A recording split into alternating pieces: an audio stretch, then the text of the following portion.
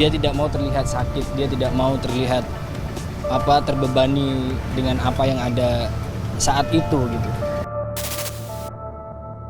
Saya simpan. Ada di mana? Kuncian. Ada di mana? Ada di. Aku ditalak, tapi aku nikah lagi sama Ian. Gak ada yang tahu kan. Aku nikah yang kedua lagi, yang kedua kali sama Ian. Malam kadang saya merenung, saya nangis, ya Allah, beri kekuatan saya. Masih banyak tanggung jawab saya yang harus saya selesaikan.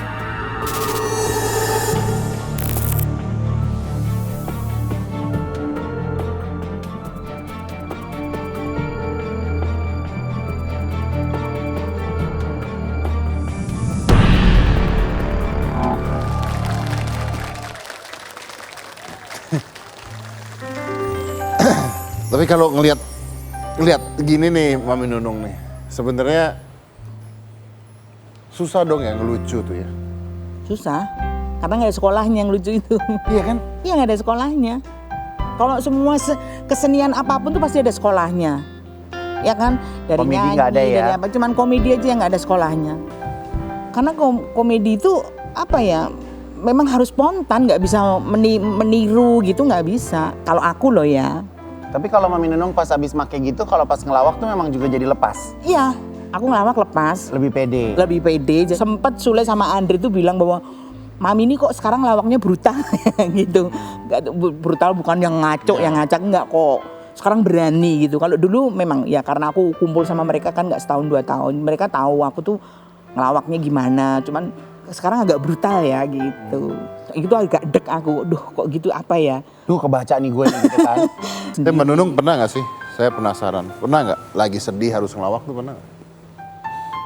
Ya pernah lah Mas, pernah banget gitu lagi. Tapi ya Kelihatan gak? kan aku ngelawak nggak sehari 2 hari, jadi bertahun-tahun. Jadi pasti temen tahu lah kita lagi ada masalah ngelawak itu, ya mereka pasti tutupin gitu loh. Pasti. Dan itu. udah tahu porsi bagian-bagiannya Ya, itu kayak pasti. gimana ya. Orang kan kalau ngeliat Mami Nunung atau ngeliat kita di sini, dilihatnya terkenal, uang punya, Senang-senang aja senang-senang aja, bahagia. Postingan Instagram kan yang dilihat orang kan happy gitu kan. Apa yang bikin depresi apa?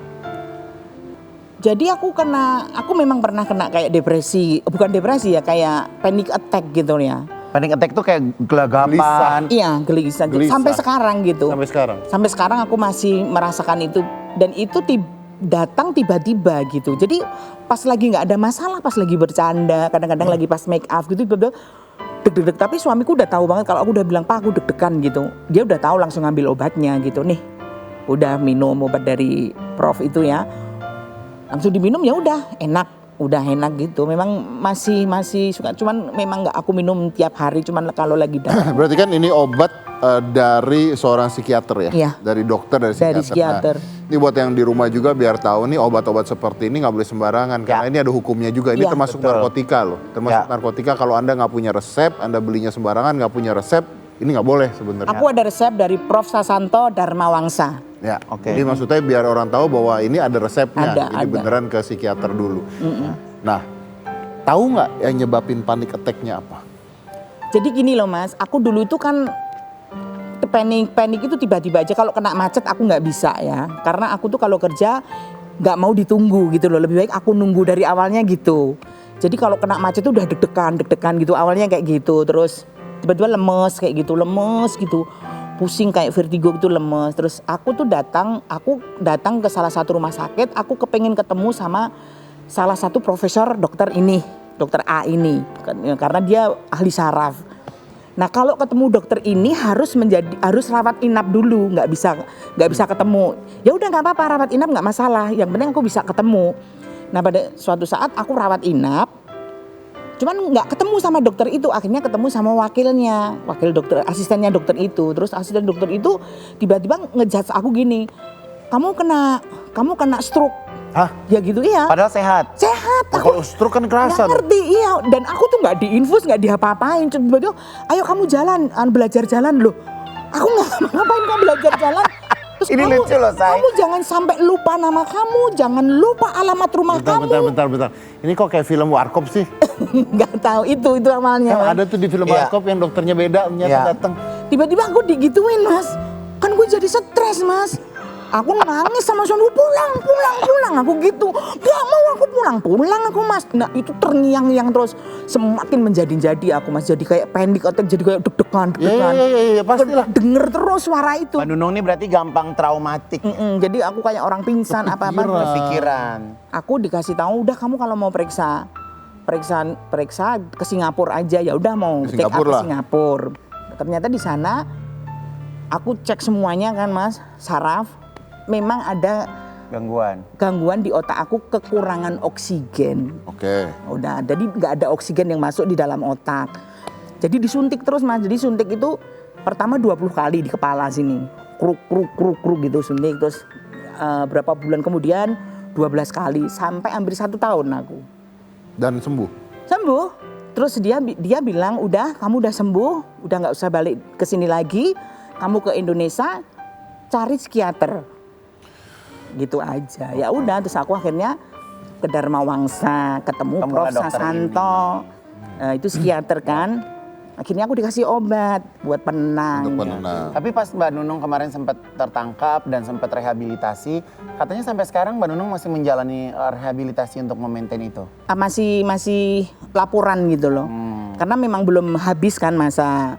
Sebetulnya kan aku kena 1,6, terus aku kan udah menjalani sepertiganya ya, seperapanya itu. Jadi yang kesananya aku cuman datang lapor, cek urin. Cek urin masih? Masih. Setiap apa itu, Mbak? Setiap seminggu sekali. Seminggu sekali?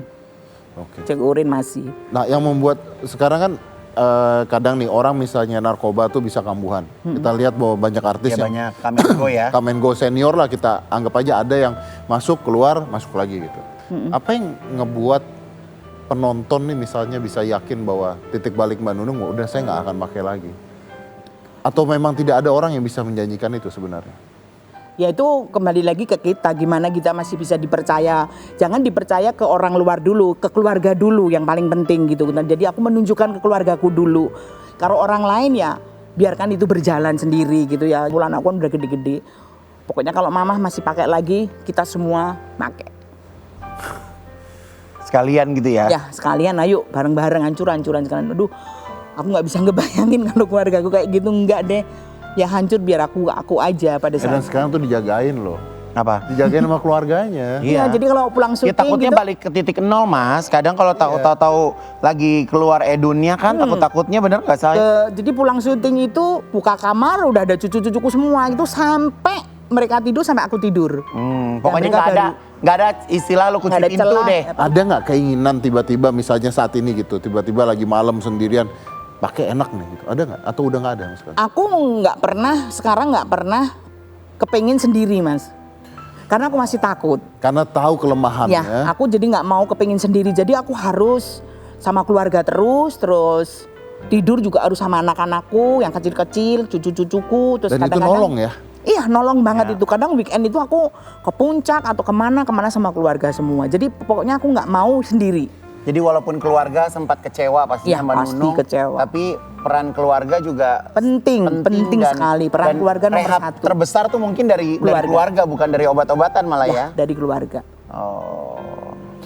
Ya, jadi intinya jangan bengong ya. Iya. Jangan sendiri, pokoknya aku jangan Ya sampai bengong aku aja sendiri. kesambet saya, kemasukan setan, apalagi kemasukan narkebes ya Wara. Nah, oke. Nah, anak kan sempat ngobrol juga sama saya nih. Anak begitu ngeliat terus marah, terus bilang oke kalau mama pakai semuanya pakai gitu. Tapi anak sempat marah tidak?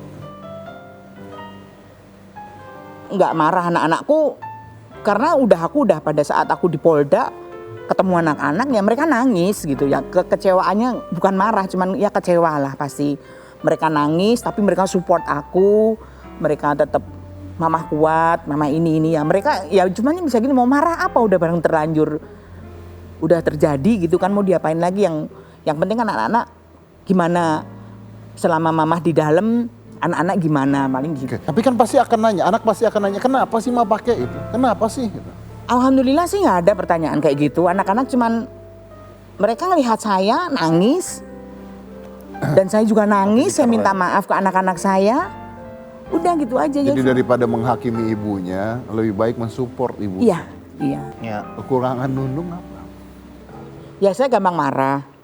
Kalau Temperamental sama, juga ya, ya, aku termasuk kalau sama keluarga cepat marah, tapi ya cepet banget aku luluhnya. Cepat percaya orang? Ya, aku cepat percaya sama orang. Itu aku banget gitu. Jadi aku tuh nggak bisa nggak percaya sama orang. Selalu percaya sama orang. Nah itu kekuranganku. Walaupun kadang-kadang dibohongin apa, ya itu kekurangan. Kemarin ketangkep narkoba juga gara-gara percaya sama orang. Iya. Iya. Awalnya kan gitu. Iya loh, tapi bener loh. Karena terlalu percaya sama orang itu bukan sifat yang baik ya. Iya. Karena kita jadi nggak tahu apa maksud orang tersebut ya. Iya, makanya mulai sekarang juga aku sudah mulai apa ya Mas ya, berteman dengan seorang itu juga mulai jaga jarak, mulai Mengecilkan circle ya, yang Mami jadi Nunung gitu. ya. Jadi terus ya deket sama keluarga. Dekat dengan keluarga. Oke, kita akan break dulu. Habis ini kita akan tanya-tanya lagi Mami Nunung. Mas Ian nggak dibawa Mas? Mas Ian nggak dibawa Mas. Ikut Mas Ian sih. nggak dibawa? Oh, dia selalu ikut. Selalu ikut. Oh iya. Oh itu termasuk salah satu terapi kan? Iya, terapi. Termasuk salah Terapi satu kita terapi. berdua. Setelah yang satu ini tetap di OOTD, obrolan of the day.